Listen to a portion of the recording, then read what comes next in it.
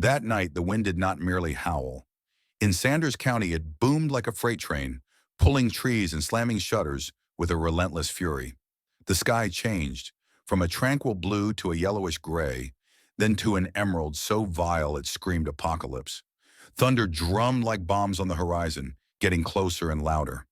Sarah clung to her counter in her kitchen, her phone ringing crazily. Red alert. Take cover now. Y4 tornado is coming. Her 6-year-old daughter Lily wept under the dining table, wrapped in a purple blanket. Outside, sirens wailed, cutting through nerves like blades. Sarah's heart pounded. This was no storm passing through. This was a beast, and she knew where to flee. The neighborhood storm shelter. 2 years prior, the HOA had it constructed, 200 feet away, steel-reinforced concrete designed for this very moment. Picking up Lily, Sarah ran into the storm. Rain lashed sideways, biting like shards of glass.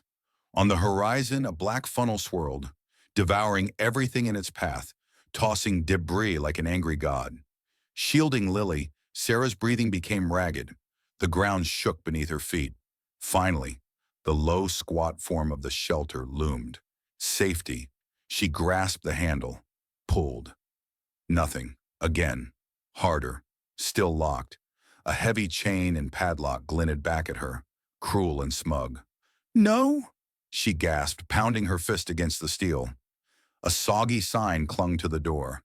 Facility closed by HOA order. Access restricted.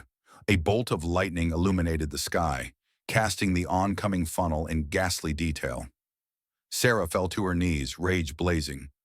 This isn't real, she screamed. Lily cried into her chest. The unfairness seethed hotter than the storm. They were shut out. Someone had chosen to close them out and let them perish. Neighbors emerged, stumbling from houses, bare feet, arms around pets. Everybody running towards the shelter. Wind howled, trees twisting like rubber. Mrs. Ellen, a bent widow lurched ahead, nightgown flapping against the wind. This is our shelter, she yelled. We paid for it. The door wouldn't open. Younger neighbor Tom screamed into his phone. Mr. Larson, open up the shelter immediately. Through the speaker came Charles Larson's icy voice. HOA chairman. It's shut down for sanitation infractions. No evacuation permit was submitted. You were told to evacuate yesterday.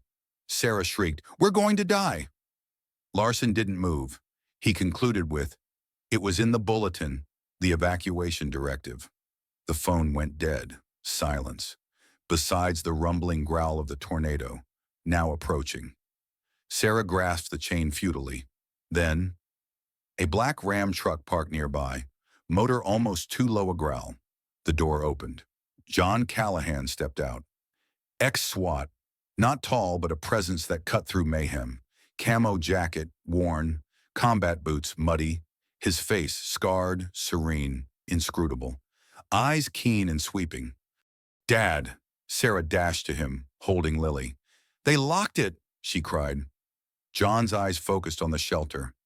Then the twister, now a whirling hell.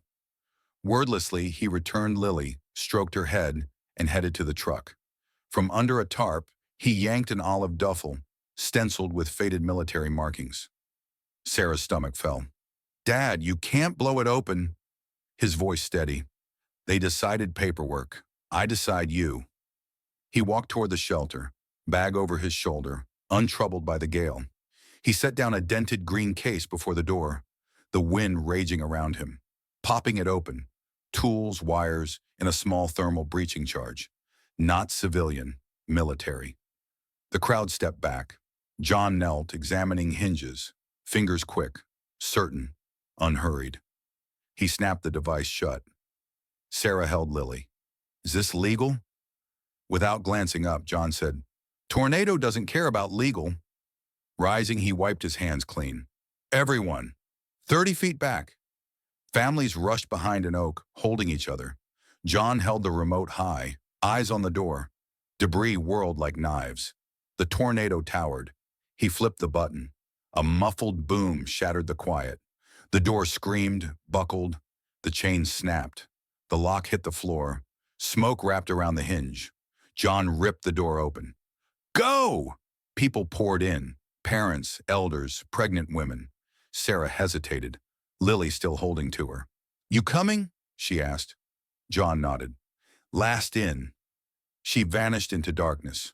John remained outside, alone, rain-soaked, looking down the storm. Inside, concrete walls, flickering light from an old generator, shattered benches, air heavy with metal and rubber. John secured the door, supporting it with scavenged bench legs. The shelter trembled beneath the weight of the tornado. Dust fell like snow. Something gigantic crashed overhead. A teenager breathed softly, clinging to his brother. He saved us. Appreciation hummed through the room. Sarah, observing her father, no longer saw not a paranoid prepper, but a protector, someone unwilling to let paper determine who survived. John slumped on a crate, not a word spoken, eyes fixed on the door. A human shield. Light broke through the hatch of the shelter at dawn. Outside, devastation, yet survival. Families stirred, relief, and anger. A black SUV pulled up outside. Charles Larson emerged, suit immaculate, tablet in hand.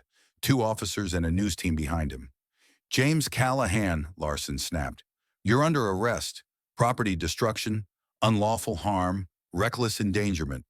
You detonated an explosive on HOA property. John moved forward, boots shredding glass. I saved 37 lives, he stated, voice firm. Children, seniors, a pregnant woman. You locked the door. Larson's jaw quivered. It was closed for sanitation. You locked it, John stated again, more loudly. You ignored the warnings and laughed when they begged. Sarah brought out her phone.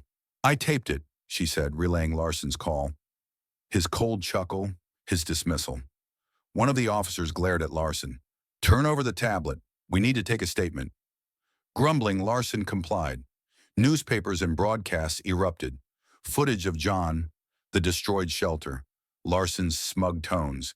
Headlines screamed, HOA locks shelter. During tornado, veteran saves dozens. Enragement propagated. HOA fail. Hero John petitions exploded. Protests ensued. Veterans defended him. John's charges dropped. Actions were heroic in a time of emergency defense. Sarah faced the cameras, Lily beside her. My dad didn't think. He acted because someone had to. The citation was quoted everywhere. John accepted no praise. Drank his coffee in silence on the porch. The local fire department's ceremony. Boots shining, he stood in the background.